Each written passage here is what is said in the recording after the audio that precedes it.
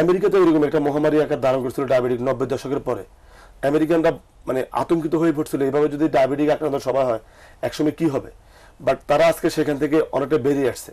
তারা প্রাকৃতিক ভাবে ডায়াবেটিক থেকে নির্মূলের উপায় তারা বের করছে, এবং সেটা আমেরিকাতে অনেক বেশি সমাদিত হয়েছে। সে সমাধানের নাম হচ্ছে রিভার্সাল ডায়েট।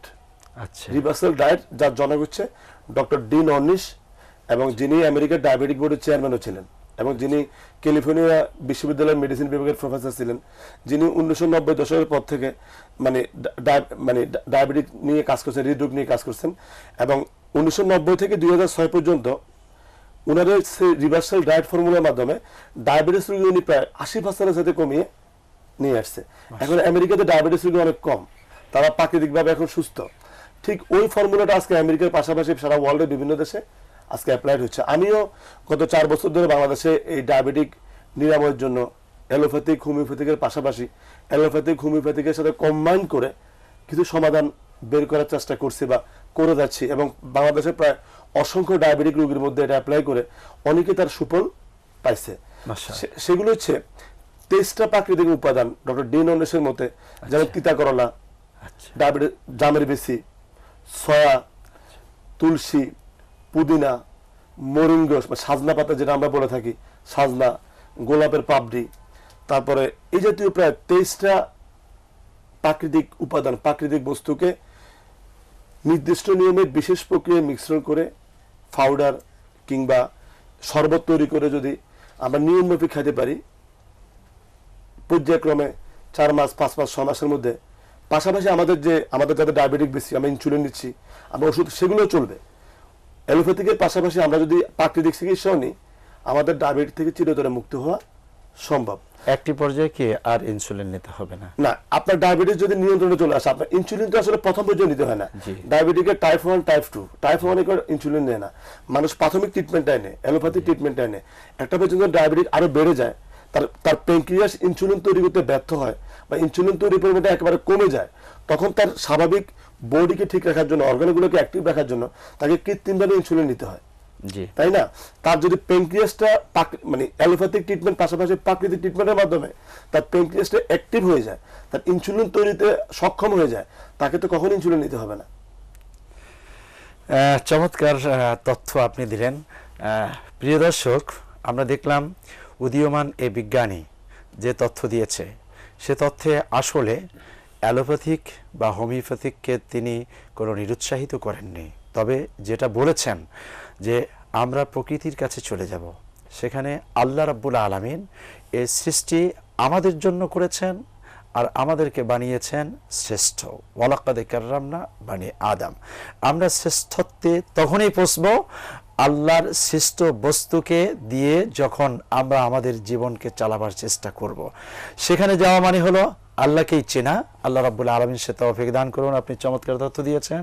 আল্লাহ রাব্বুল আলামিন যেন এই তথ্যের আলোকে এখন থেকে যারা আমরা দেখছি আমল করতে পারি, সে তৌফিক এনায়েত করেন। যাচ্ছি মোহতারাম মৌলানা কামাল হুসেন, আপনি বলবেন ওয়া আনতা সুমু খায়রুল লাকুম ইন কুনতুম তা'লামুন। রমাদান করিম, আল্লাহ বলছেন যে তোমাদের জন্য রোজার মধ্যে রয়েছে কল্যাণ, যদি তোমরা বুঝতে পারতে। আসলে বুঝিয়ে দেবেন কল্যাণটা কেমন? আল্লাহ সুবহানাহু ওয়া তাআলা কোরআনুল কারীমের মধ্যে বলছেন যে তাসুমু খায়রুল লাকুম ইন কুনতুম তা'লামুন, যদি তোমরা জানো, বোঝো, তাহলে তোমরা রোজা রাখো, আর রোজা রাখাই কল্যাণকার। আমরা অনেকেই মনে করি যে 24 ঘন্টার ভিতরে 13 ঘন্টা 14 ঘন্টা উপবাস আছি, এটা কল্যাণ কিভাবে? আমাদের শরীর তো আরো ক্ষীণ হয়ে যাবে, অসুস্থ হয়ে পড়ব, কর্মক্ষম কমে যাবে। কিন্তু আল্লাহ সুবহানাহু ওয়া তাআলা এত নিয়ামত দান করলেন, তিনি তার সবচেয়ে শ্রেষ্ঠ বান্দা হলেন মানুষ। আল্লাহ সুবহানাহু ওয়া তাআলা মানব জাতির জন্য তিনি বলছেন হুয়াল্লাযী খালাকা লাকুম মা ফিল আরদি জামিয়া, সেই সত্তা যিনি তোমাদের জন্য পৃথিবীর উপরিভাগে এবং পৃথিবী যা কিছু আছে সবই তোমাদের জন্য সৃষ্টি করেছেন।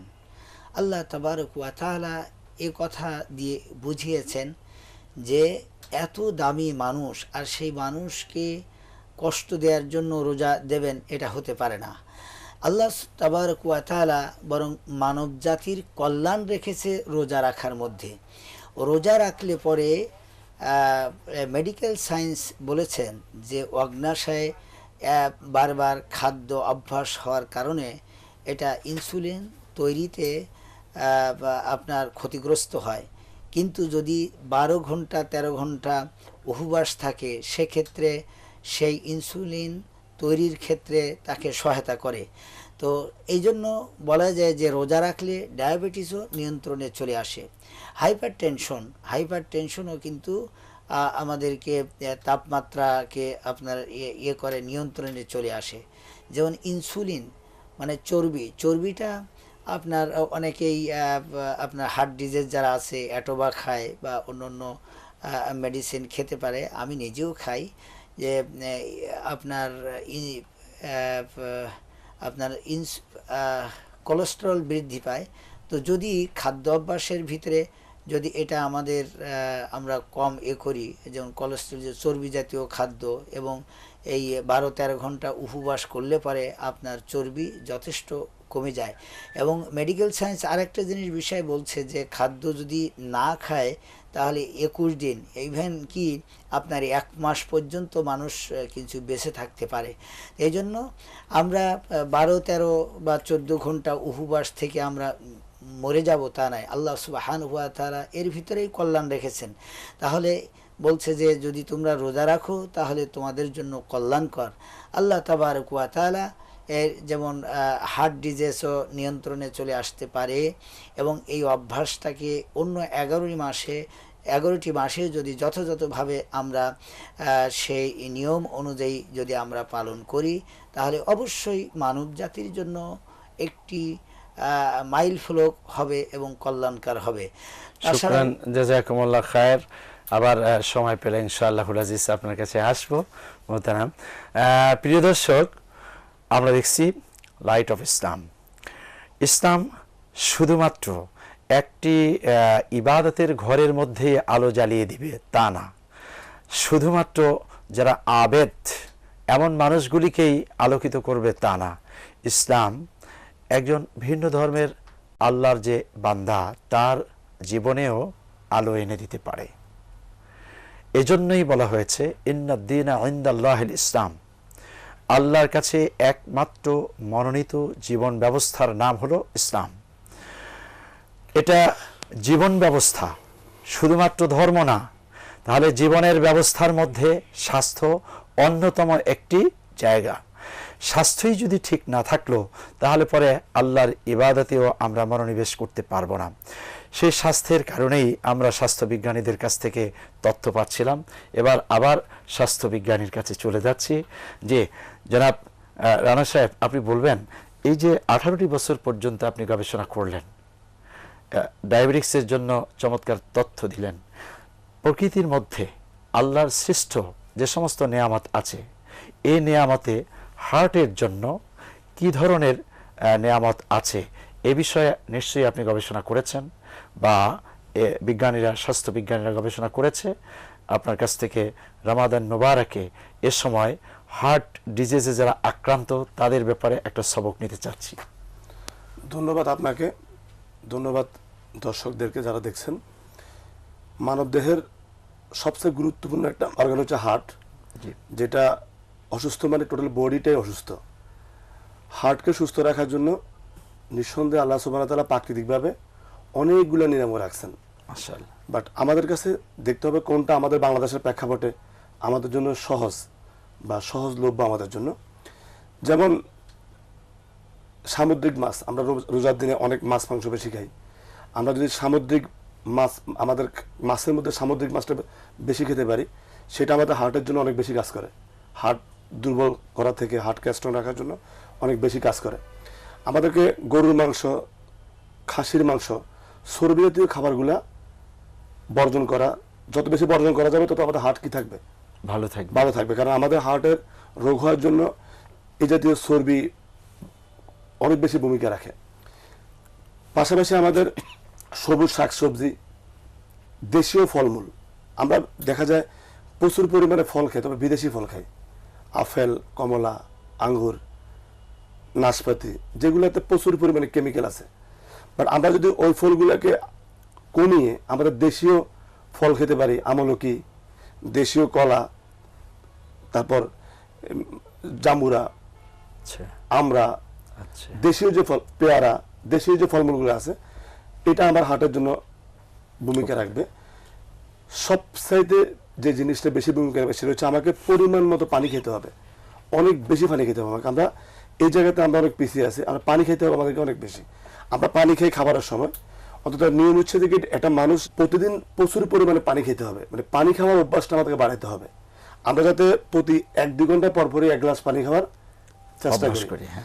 আর চেষ্টা করতে হবে পানি খাওয়ার সময় যদি সম্ভব হয় পানির ভিতরে একটু লেবুর রস মিক্স করে যদি খাওয়া যায়, আচ্ছা পানির সাথে একটু হালকা মধু যদি মিক্স করে খাওয়া যায়, এটা আমাদের হার্টের জন্য অনেক বেশি ভূমিকা রাখে। শুধু হার্টের জন্য না, মাশাআল্লাহ। আমাদের অন্যান্য অর্গানের জন্য অনেক বেশি ভূমিকা রাখে, এটা সায়েন্টিফিক্যালি প্রমাণিত। মাশাআল্লাহ, আলহামদুলিল্লাহ। আর সবচাইতে মানে হার্টের জন্য যে বিষয়টা ভূমিকা, মানে খাবারের মধ্যে সারা পৃথিবীর অনেক বিজ্ঞানীরা একমত হয়েছে সয়া প্রোটিন, যেটা আমি গতকালকের প্রোগ্রামে বলছিলাম। সয়াটা হার্ট ডিজিজ নিরাময়ে বা হার্টকে সুরক্ষা রাখার জন্য অনেক বেশি ভূমিকা রাখে সয়া। থ্যাংক ইউ ভেরি মাচ, মাশাআল্লাহ। আপনি যে সমস্ত তথ্য দিয়েছেন, আমরা যেন এই উপাদানগুলিকে সেবন করে চলি। আল্লাহ রাব্বুল আলামিন সে তৌফিক দান করুন। জনাব কামাল হোসেন, আপনি বলবেন যে আসলে রমাদান মোবারকে আমরা যে বিভিন্ন ধরনের খাবার খাচ্ছি, এই বিভিন্ন ধরনের খাবার না খেয়ে কোনভাবে খাবার খাওয়াটা উচিত 30 সেকেন্ডে বলবেন। আলহামদুলিল্লাহ, আমাদেরকে প্রাকৃতিকভাবে সৃষ্টি যে খাবার আছে এইভাবে খাবারগুলো খাওয়া উচিত। আর্টিফিশিয়ালভাবে যেভাবে ছোলা বুট যেভাবে আমরা খাই, এটা কিন্তু স্বাস্থ্যের জন্য আমাদের অকল্যাণকর। মাশাআল্লাহ, আপনারা দুইজন চমৎকার তথ্য দিলেন স্বাস্থ্যের জন্য। রোজার স্বাস্থ্যগত কল্যাণ, আমরা সে কল্যাণটা শুধু রোজার মাসের জন্যই না, আপনাদের তথ্যে সারাটি জীবনের জন্য পেয়েছি। এজন্য অনেক অনেক মোবারকবাদ। প্রিয় দর্শক, আমরা দেখছিলাম লাইট অফ ইসলাম। আমরা আমাদের স্বাস্থ্যকে ঠিক রাখতে পারলেই তো সকল কাজে আত্মনিয়োগ করতে পারবো। মহান বাড়ি তাআলার কাছে রমাদান মোবারকের দোয়া কবুলের এ সময় দোয়া করব, যাতে করে আমরা স্বাস্থ্যের জন্য যত্নবান হতে পারি। লিকুল্লে দাইন দাওয়াউন, যত রোগ আছে সেটার জন্য আবার শেফার ব্যবস্থাও আল্লাহ করে দিয়েছেন। ওয়ানাজ্জিলু মিনাল কোরআনি মা হুয়া শিফা, আমি কোরআন নাজিল করেছি যার ভিতরে রয়েছে রোগ মুক্তির উপায়। এখন কোরআন নাজিলের মাসে কোরআন চর্চা করুন, কোরআন জানুন, কোরআন বুঝুন। কোরআনের ভিতরে আছে ফিহা ফাকিহাতু ওয়ান নাখলু যাতুল আকমাম, ছড়ানো ছিটানো প্রচুর ফল ফলাদি। আমরা এতক্ষণ পর্যন্ত স্বাস্থ্যবিজ্ঞানীদের কাছ থেকে যে প্রচুর দেশীয় ফলের কথা জানলাম, অথচ এই ফলগুলির প্রতি আমাদের নিরুৎসাহী বেশি থাকি, আমরা এগুলো খেয়ে খুব টেস্ট পাই না। আর এটার মধ্যেই রয়েছে রোগ নিরাময়ের সুব্যবস্থা। আল্লাহ সেই জায়গায় ফিরে আসার তৌফিক এনায়েত করুন। ওমা তৌফিক ইল্লা বিল্লাহ। আসসালামু আলাইকুম ওয়া রাহমাতুল্লাহ। এলো রমজানের চাঁদ, এবার দুনিয়াদারি ভোর, এলো রমজানে। আসসালামু আলাইকুম ওয়া রাহমাতুল্লাহি ওয়া বারাকাতুহু। প্রিয় দর্শক, উদাত্ত আহ্বান জানাচ্ছি লাইট অফ ইসলামে। আলোকিত হবে আমাদের জীবন। আমরা বলেছিলাম আলোকিত মানুষ